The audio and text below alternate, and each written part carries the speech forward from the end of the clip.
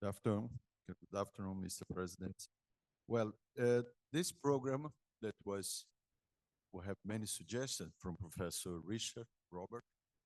We have split it in three parts. The first part is young scientists that will present their research, that what they are doing from different countries.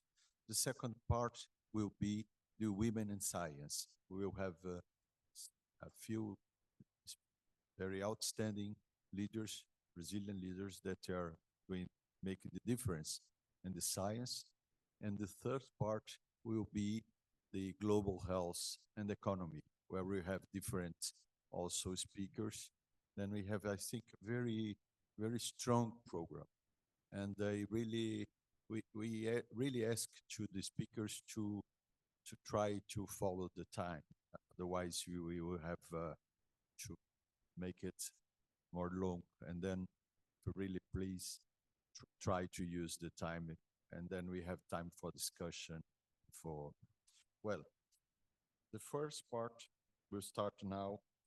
Is Professor Moses Basitere from South Africa, Young Academy of Science, that will present Reaching Generation, Leverage Science Diplomas through Collaboration between Early Career and Mid-Career Scientists. Please, Professor Moses Basitere.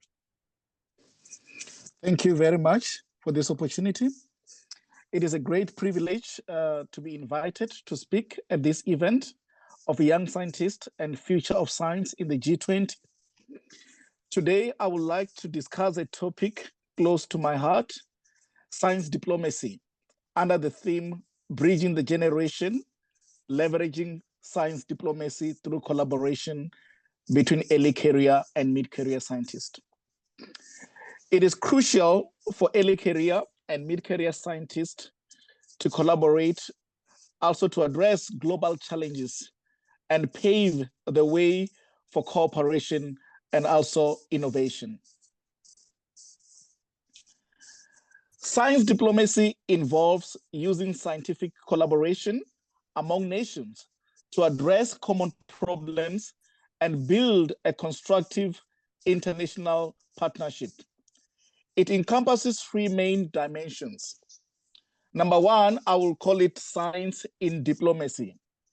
This refers to the role of science in informing and supporting foreign policy objectives.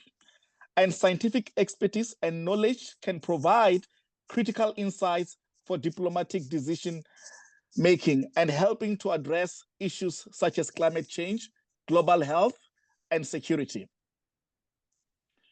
And number two is diplomacy for science. This dimension involves diplomatic efforts to support and advance scientific research and collaboration. Governments and institutions work together to create favorable conditions for scientific cooperation, including funding, infrastructure, and policy framework. And number three is science for diplomacy. This is where scientific collaboration serve as a bridge to improve international relations. Joint scientific projects can foster trust and build networks and enhance mutual understanding between countries, even those with differing political agendas. Today, I want to focus on the role of early career and mid-career scientists in fostering science for diplomacy. By working together, these scientists can address global challenges and promote innovations and strengthen international collaboration. So maybe what are the importance of early career scientists? Early career scientists brings fresh perspective, innovative ideas, and a willingness to take risk. They are often at the cutting edge of research, driven by curiosity and a desire to make a difference. Their enthusiasm and openness to collaboration make them ideal ambassadors for science diplomacy. So what will be now the role of the mid-career scientist in this case?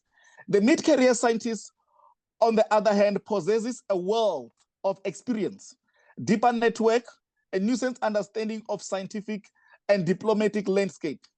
They can mentor early career scientists, guiding them through the complexities of international collaboration and helping them to navigate the challenges of working across culture discipline.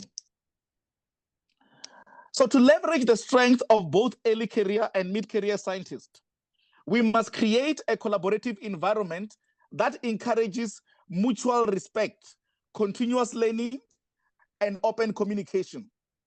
Here are a few strategies to achieve this. Number one will be the mentorship programs.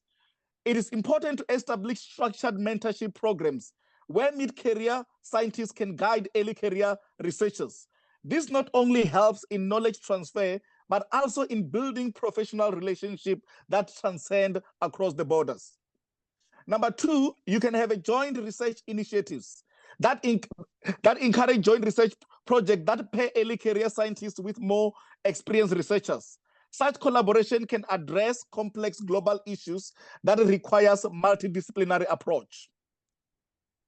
You can have workshops and conferences, and this helps organization of international workshops and conferences that brings together scientists at different stages of their careers.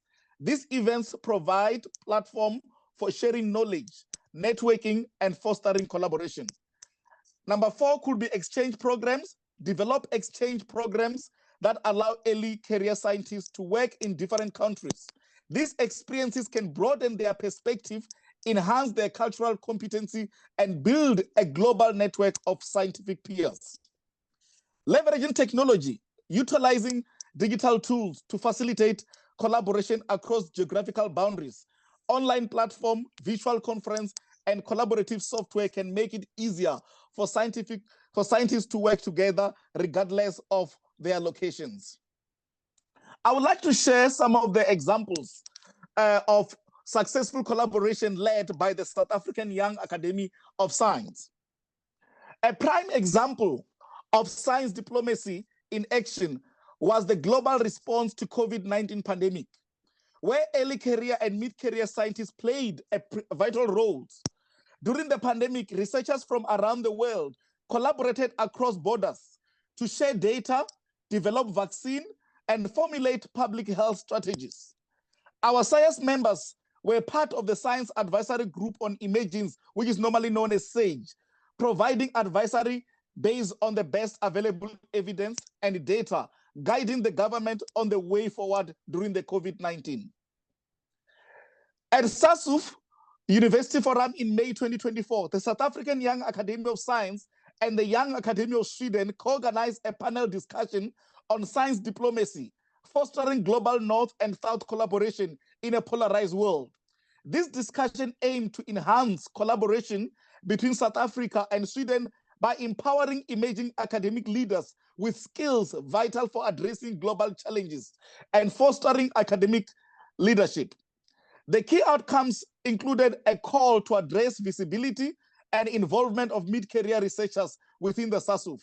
SciAS and the YAS advocated for the establishment of a third track tailored for early and mid-career researchers alongside existing students in the Vice Chancellor's Forum. This proposed mid-career track aims to empower future academic leaders, enhance teaching and research in both South Africa and Swedish institutions. Another example is the Intergovernmental Panel on Climate Change, IPCC, where scientists from around the world collaborate to provide comprehensive assessments on climate change. This assessment informs global policy and underscore the critical role of science in diplomacy. Our members actively lead discussion to devise solutions to climate change. Each year, SciAS members are nominated to participate in the Science Technology Forum sponsored by the National Research Foundation. The purpose of the Science Technology Society in Japan is to promote the integration of science and technology with societal needs, fostering innovation, addressing social challenges. Participation of young scientists in STS involve engaging in interdisciplinary research, contributing fresh perspective and innovative solution and collaboration within the industry professional. And this involvement helps to nurture the next generation of scientists and leaders who can drive scientific and technological progress for social benefit. SciAS also participate in Bring Young Scientists Conference. The purpose of this conference is to foster collaboration, networking, and knowledge exchange among young researchers from BRICS nations. It aims to promote scientific research, innovation, and development through multidisciplinary discussion and partnership. And members of our community participate as part of the Global Young Academy, contributing to global initiative led by young academics. And the Global Young Academy aims to give a voice to young scientists around the world, promoting science as a means to address global challenges and fostering international and interdisciplinary collaboration. Of course, there are challenges to fostering such collaborations. Differences in language, culture, scientific practices can create barriers. However, this can be overcome through bringing things like funding support. Securing funding for international collaboration can be challenging, but governments, international organizations, and private foundations must recognize the value of science diplomacy and provide the necessary financial support. Policy framework, in this case, establishing a clear policy and agreements that facilitate international scientific collaboration can help address legal and administrative barriers.